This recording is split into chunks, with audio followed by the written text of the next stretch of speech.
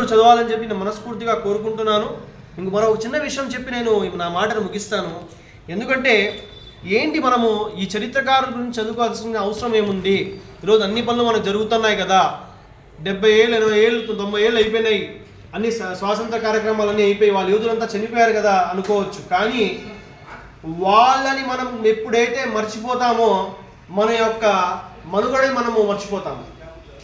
మనం ఇప్పుడు ఉన్నటువంటి కారణం ఏంటి? మనం ఇంత అభివృద్ధిగా ఉన్నామంటే ఏంటి? ఇప్పుడు మనం అంత స్వాతంత్రంగా మనం నిర్ణయాలు తీసుకొని ఇక్కడ నిలబడి మనం మాట్లాడగలుగుతాము, చేయగలుగుతాము అంటే వాళ్ళు చేసినటువంటి కృషి, వాళ్ళు చేసినటువంటి ప్రయత్నాలు, వాళ్ళ జీవిత త్యాగాల ఫలితమే ఈరోజు మనం ఇలా ఉన్నాము. సో అన్ని కమ్యూనిటీస్ నుంచి అందరూ కష్టపడడం వల్ల మనకు స్వాతంత్రం దక్కింది.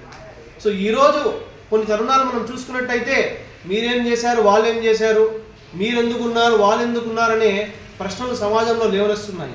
కానీ ఆ మూర్ఖులకు ఒకటే చెప్పాలి, ఏ పని కూడా ఒకరితో సాధ్యం కాదు. ఐక్యమత్యంగా కష్టపడడం వల్లే, ఐక్యమతంగా అందరూ పోవడం వల్లే ఈరోజు మనం స్వాతంత్రాన్ని దక్కించుకొని 70 ఏళ్ళ తర్వాత ఇలా మనం సంతోషంగా ఉన్నాము. సో ముందుగా ఎలాంటి సమస్యలు లేకుండా ఇలాంటి ఏమంటారు యూనిటీ అండ్ డైవర్సిటీగా ముందుకు వెళ్ళాలని చెప్పి కోరుకుంటూ, నేను ఇలాంటి యూనిటీ కావాలంటే ప్రతి పిల్లవాడు కూడా హిస్టరీని నేర్చుకోవాలి, హిస్టరీని తెలుసుకోవాలి. హిస్టరీని తెలుసుకుంటూ ముందుకెళ్తే ప్రతి ఒక్కరూ ఐక్యమత్యంగా ఉంటారని చెప్పి నేను భావిస్తున్నాను. ఈ అవకాశం ఇచ్చినటువంటి అందరికీ నేను ధన్యవాదాలు తెలుపుతున్నాను. Thank you.